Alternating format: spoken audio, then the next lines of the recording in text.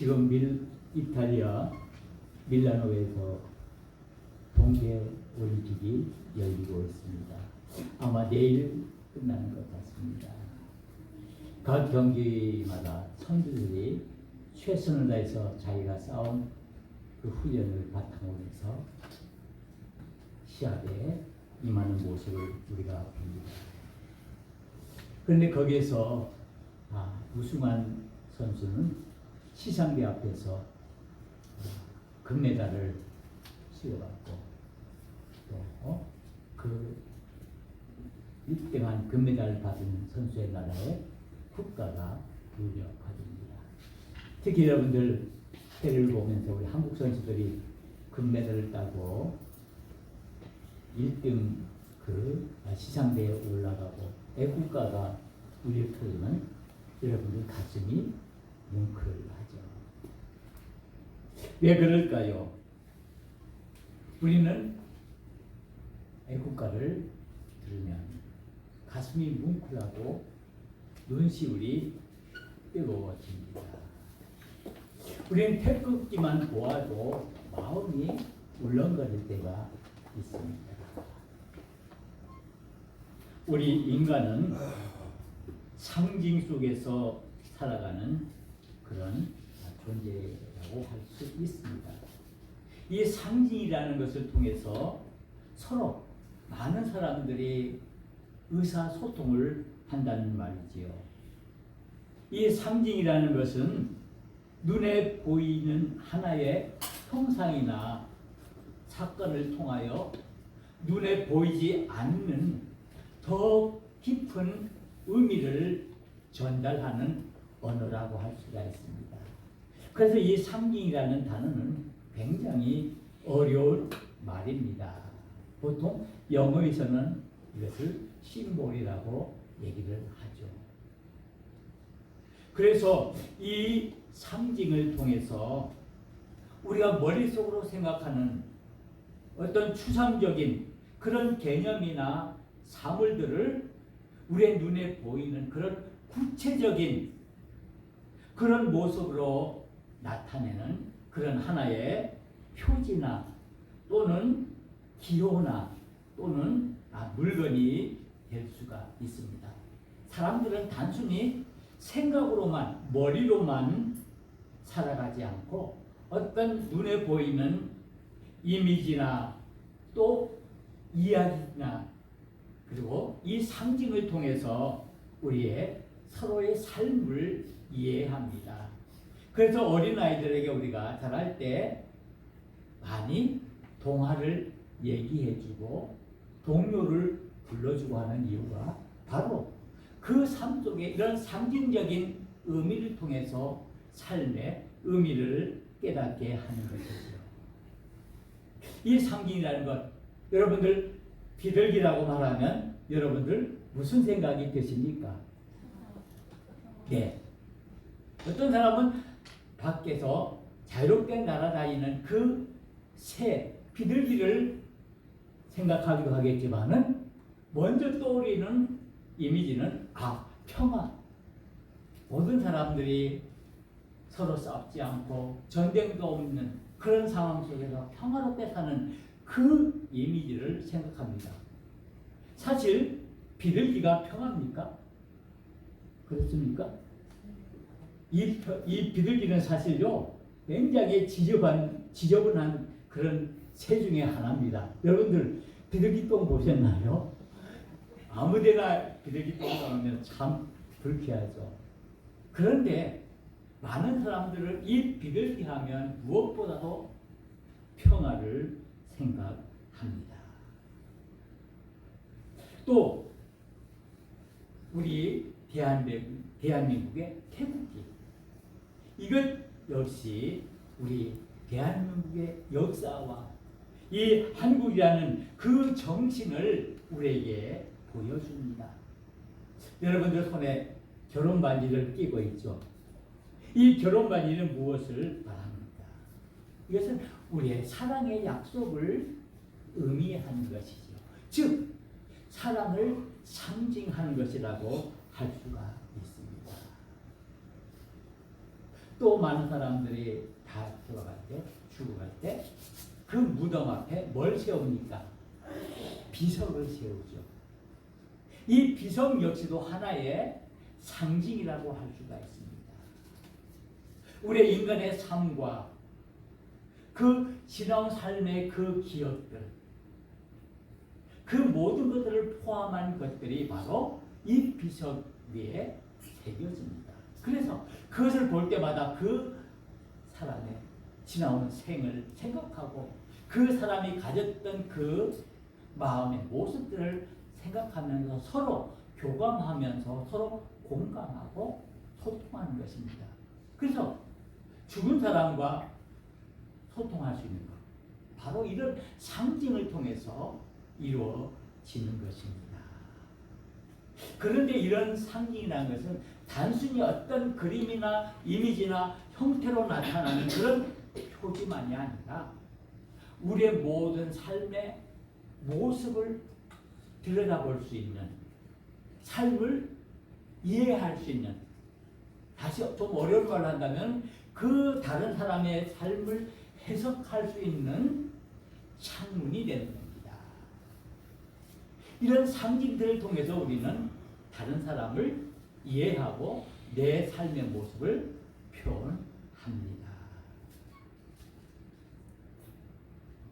우리 특별히 이 종교에 있어서 이 상징은 매우 중요합니다.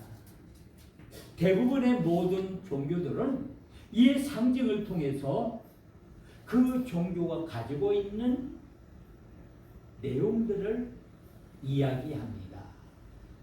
그렇기 때문에 이 상징들을 통해서 종교의 그 신앙의 의미를 드러내는 것이죠.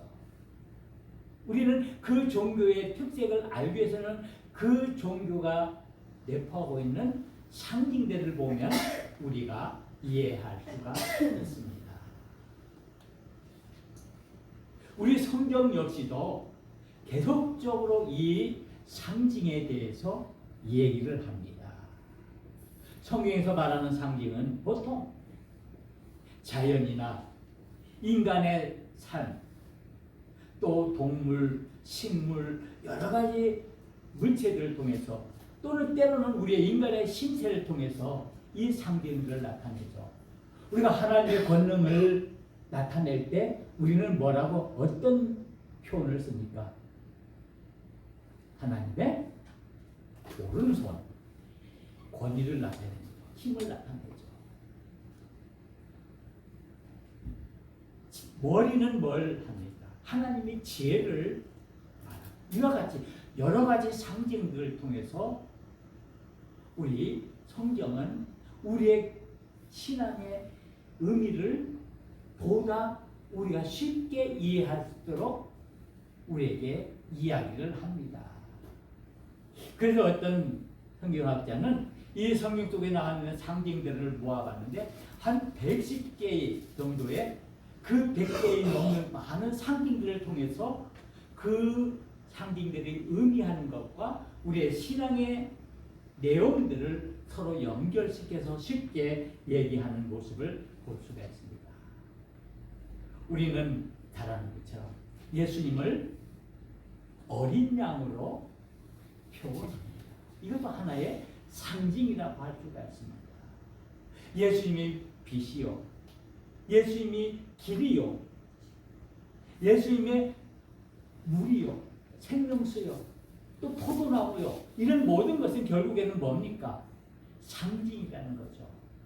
그래서 성경을 통해서 우리에게 그 복음의 진리를 나타내는 것은 이런 상징을 통해서 또는 때로는 비유를 통해서 때로는 기적을 통해서 우리에게 그 의미를 말해주죠. 그래서 우리 수요 예배마다 우리는 지금까지 보통 예수님의 비유와 그리고 지금 하고 있는 예수님의 기적들을 통해서 우리의 신앙의 내용들을 우리에게 말하면서 우리가 어떻게 살아가야 할 것인가를 얘기하고 있는 것을 우리가 볼 수가 있습니다. 결국 우리의 일상 속에 나타나는 그 모든 것들을 통해서 그 상징들을 통해서 하나님의 뜻을 드러내는 것입니다. 그래서 성경에 나타나는 많은 상징들은 신앙의 내용들이 즉 하나님의 뜻을 우리에게 보여주는 것입니다.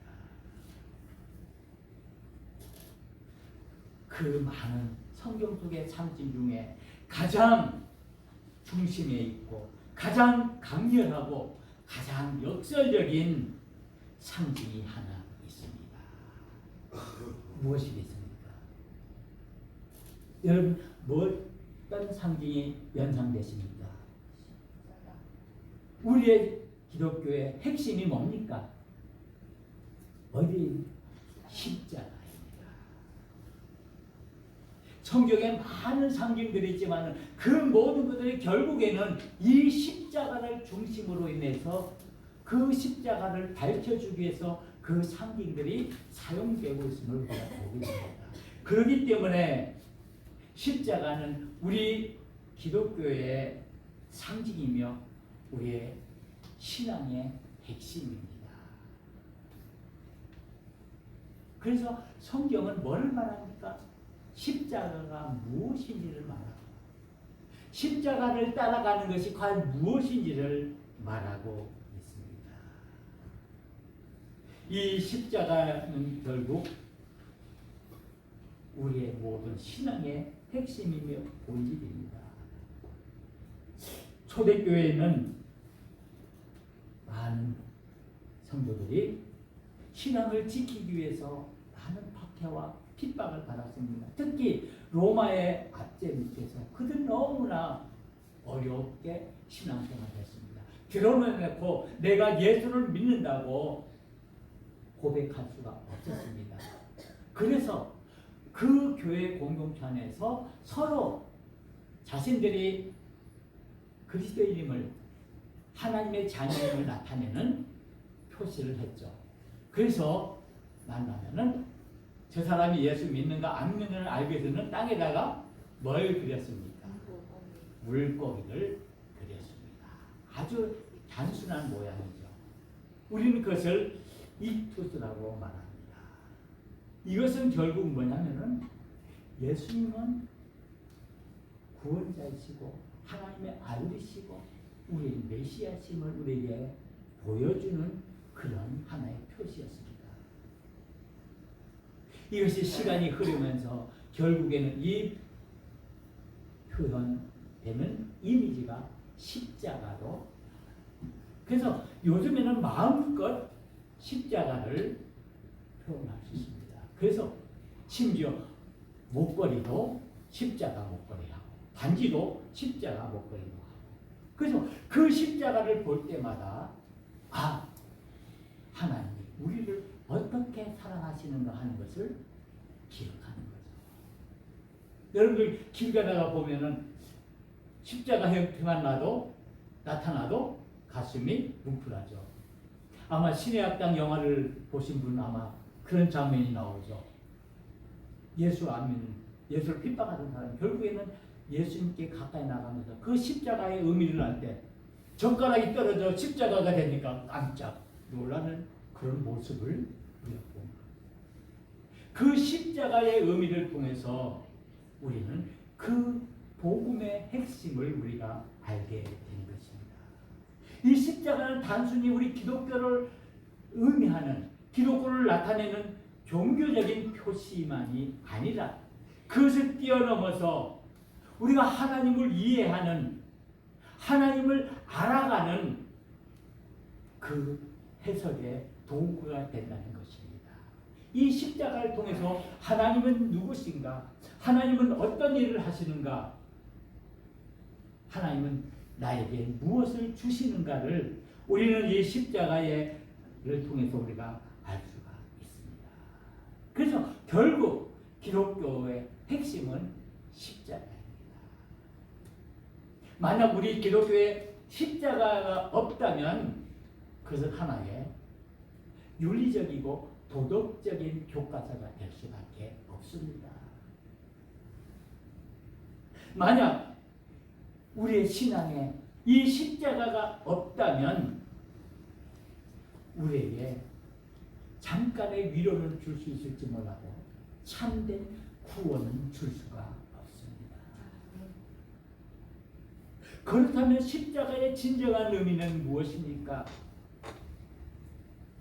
십자가의 의미는 우리에게 복음이며 우리에게 구원입니다.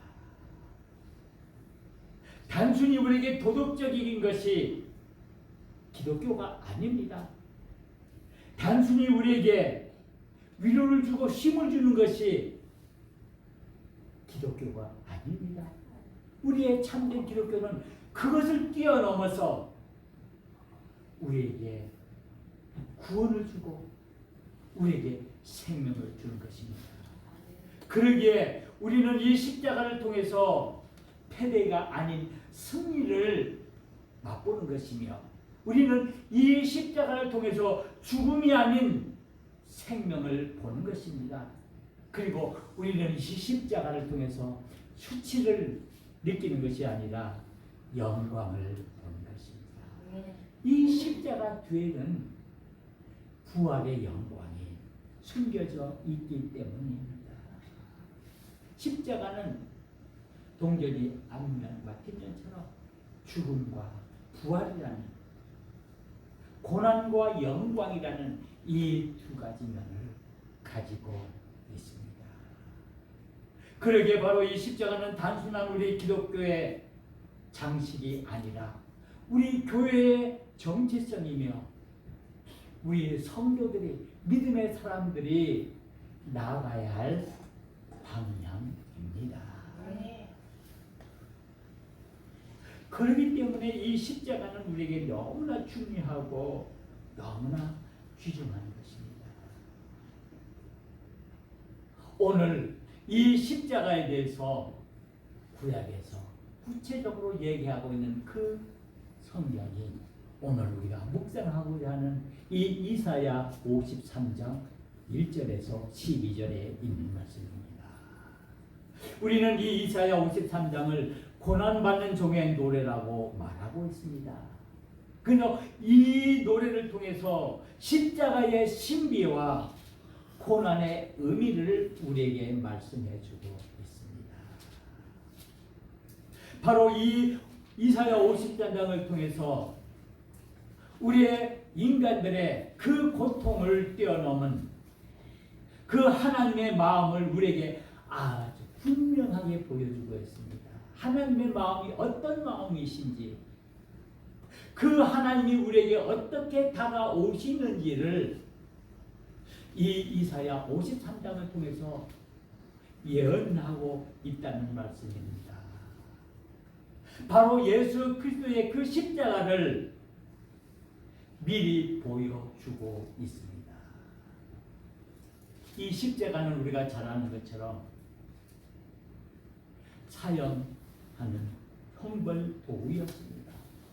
로마 형벌 중에 그 많은 형벌 중에 가장 잔인하고 가장 무서운 형벌이 이 십자가형이었습니다.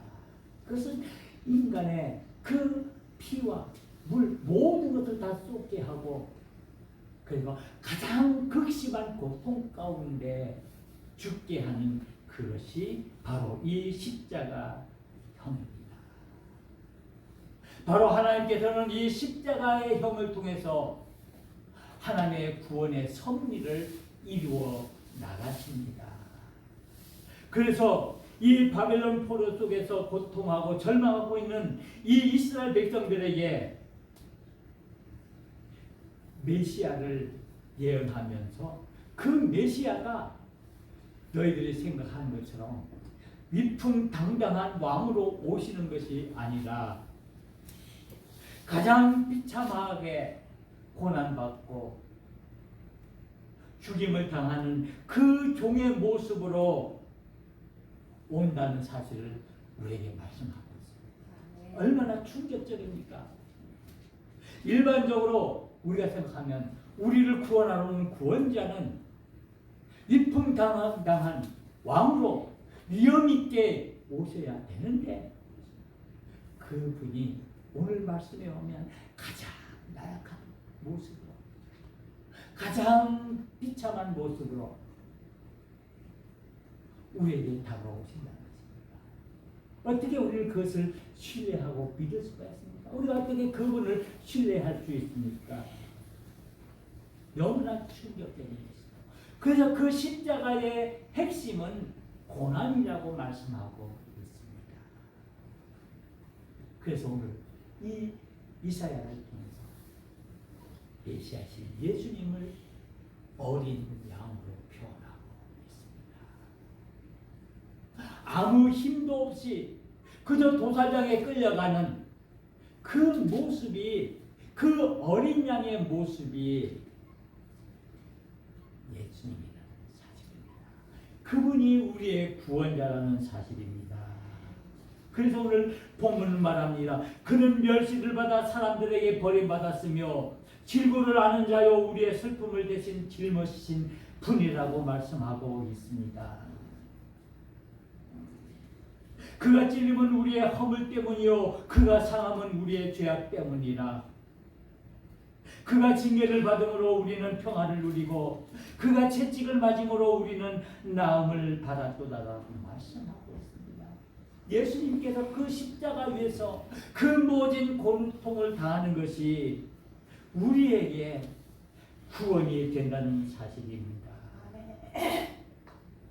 바로 이 고난 속에는 대속의 의미, 대신 우리를 속해준다는, 우리의 죄를 대신 사해준다는 의미가 포함되어 있습니다.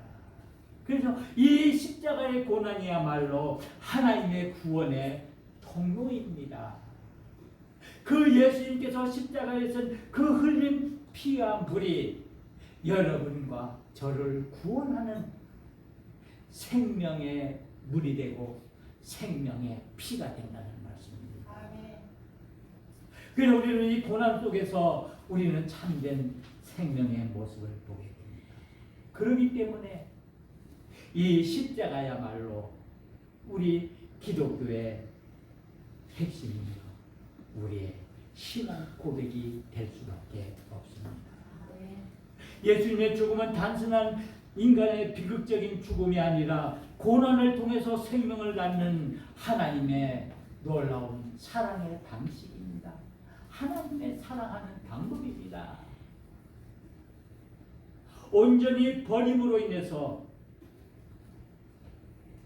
이 고난을 통해서 하나님의 은혜가 임하게 되는 것입니다. 그래서 그 고난의 깊이만큼 하나님의 사랑도 깊어진다는 것을 깨달을 수가 있습니다. 우리는 고난 속에서 하나님의 은혜를 깨달을 수가 있습니다. 그렇기 때문에 때로는 우리가 우리의 삶에서 많은 고난 속에 있을지라도 그 속에서 고난의 아픔을 느끼는 동시에 그 속에서 우리는 하나님의 은혜와 사랑을 깨닫게 되는 것입니다. 예수님의 십자가의 의미는 무엇입니까? 예수님께서는 이 십자가를 통해서 우리에게 보여주고 하는 것이 무엇입니까? 이 십자가형은 단순히 로마 제국에 사용했던 그 사형 형틀만은 아닙니다. 그 육체적인 고통, 그 공개적인 모욕, 사회적인 배제 속에서 이 모든 것을 뛰어넘어서 그리고 그 속에서 나타나는 하나님의 사랑을 우리에게 보여주고 있습니다. 여러분들 이 십자가의 고통을 느낄 수가 있습니까? 우리는 생활하면서 손가락에 가시 하나만 박혀도 우리는 얼마나 고통스러워합니까? 그것 때문에 우리가 약도 가고 병원에도 가고 모든 것. 그런데 우리가 도무지 상상할 수 없는 그런 십자가의 고통, 예수님께서 나를 대신해서 감당하셨다라는 말씀입니다. 그래서 오늘 성경은 나 때문에, 우리 때문에 십자가의 고통을 당했다라고 말씀하고 있습니다. 그런데 이 십자가의 의미는 네 가지입니다. 너무나 잘 아는 내용들입니다. 제가 여러분들에게 더 말할 수 없을 정도로 여러분들이 잘 아는 말씀입니다. 다시 한번 우리가 기억하는 위해서 이 십자가의 의미는 고난입니다. 예수님의 십자가는 인간 고통의 가장 깊은 자리까지 내려오셨습니다. 바로 성육신함으로 이 성육신 한다는 것 자체가 하나님께서 사람이 된다는 것, 높은 자리에서 낮은 자리로 온다는 것, 그 자체가 고난입니다. 여러분들 예수님의 고난을 받으면서 여러분들이 느끼는 고난은 무엇입니까? 여러분들 내가 물질이 없어서 힘든 것, 내가 병이 들어서 몸이 아픈 것, 내가 계획하는 것들이 잘 안 되는 것, 그것이 고통이고 고난입니까? 물론 고난이 될 수도 있습니다. 그러나 진짜 고난은 낮아지는 것입니다. 내 자신을 온전히 비우는 겁니다. 하나님의 모든 영광을 다 버리고 다 비워서 낮고 천한 인간으로 오신 그 사실 자체만으로 예수님은 고난의 종입니다. 낮아진 대로 가는 것이 고난입니다. 왜 우리가 고난을 받아야 한다라고 말합니까? 왜 우리가 십자가를 져야 한다라고 말합니까? 고난 좋아하는 사람은 없죠. 그런데 현실적으로 나에게 오늘날 고난은 뭡니까? 내가 낮은 자리에서 섬기는 겁니다. 그리고 이 십자가는 희생입니다. 희생입니다. 죽어지는 겁니다. 내어주는 것입니다. 하나님은 십자가를 통해서 모든 것을 나를 위해서 내어 주었습니다. 순종했습니다. 그리고 이 십자가는 우리의 죄를 대신 짊어지시는 대속입니다. 그래서 결국 이 모든 십자가의 의미, 고난과 희생과 대속을 통해서 이루시고자 하는 것은 생명이며 구원입니다. 이 그러기에 십자가는 끝이 아니라 우리의 생명의 시작입니다. 우리는 이 이사야 50장을 통해서 이 구원의 신비를 깨달아야 합니다. 예수님께서는 많은 멸시를 받으셨으며 그 고난 때문에 고통을 당하셨지만 그로 인해서 우리가 생명을 얻었고 구원을 얻었습니다. 바로 이 구원은 십자가 안에서 완성되어지는 것입니다. 우리가 구원을 얻기 위해서는 이 십자가 안으로 들어와야 합니다. 이 십자가가 우리의 구원의 생명이 되는 것입니다. 우리가 기억해야 할 것은 이 고난의 십자가가 우리에게 주는 가장 중요한 메시지가 무엇일까요? 바로 그것은 우리 또한 예수님께서 나를 위해서 십자가를 고난을 당하셨던 것처럼 그 은혜를 입은 너희들도 같이 이 십자가의 고난을 당하라는 것입니다. 이 십자가의 고난을 감당하라는 것입니다. 얼마나 무겁습니까? 얼마나 힘이 듭니까? 왜 이 고난을, 십자가의 고난을 우리에게 보여주고 있습니까? 우리에게 고난이 있을 수 있다라는 것입니다. 그렇게 우리는 우리의 모든 것을 내어놓고 우리 모든 삶의 욕심을 버려놓고 하나님의 십자가의 길을 따르는 것입니다. 이제 우리는 이제 사순절 첫째 주를 맞이했습니다. 이 사순절은 십자가를 다시 바라보는 시간입니다.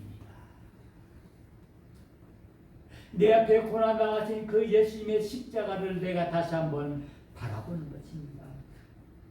이 고난의 주님 앞에 조용히 우리가 서서 우리의 모습을 되돌아보는 것입니다.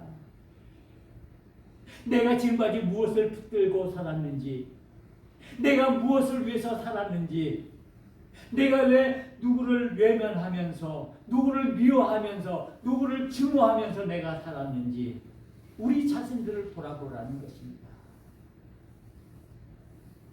바로 이것이 고난입니다. 여러분들에게 고난이 무엇입니까? 우리의 삶의 모습을 돌아보면서 내가 지금까지 무엇을 위해서 살았는지, 그리고 내가 앞으로 무엇을 위해서 살아가야 할지, 우리의 자신의 믿음의 모습을 돌아보는 것이 우리의 고난이라는 뜻입니다. 고난은 단순히 아프고 힘들고 어려운 그런 상황만이 아니라 우리 자신을 냉철하게 돌아보면서 하나님 앞에서 내가 누구인지, 내가 어떻게 사는 것인지를 정직하게 대답하는 것이 고난입니다. 이 고난을 두려워하지 마십시오. 이 고난을 우리가 능히 감당해야 합니다. 이 사순절을 통해서 우리는 우리의 믿음을 다시 한번 새롭게 정립해야 합니다.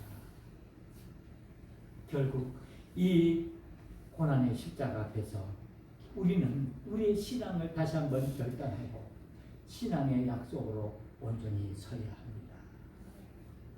우리는 이 십자가의 고난의 거울 앞에서 우리의 욕망과 우리의 교만함과 우리의 무관심함을 되돌아보면서 이제 우리는 우리 자신들에게 물어야 합니다. 나는 무엇을 붙들고 사는가? 그리고 고백해야 됩니다. 나는 이제 고난의 십자가를 붙들고 묵묵히 걸어가겠습니다. 내 자신을 온전히 내려놓고 오직 하나님의 중심의 삶으로 내 길을 걸어가겠습니다. 우리의 삶의 방향을 바꾸는 것이 진정한 고난에 동참하는 것입니다. 우리 믿음의 사람은 십자가의 고난에 동참하는 사람들입니다.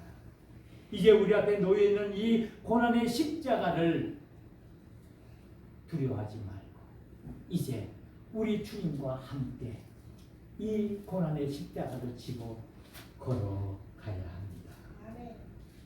기도하시겠습니다.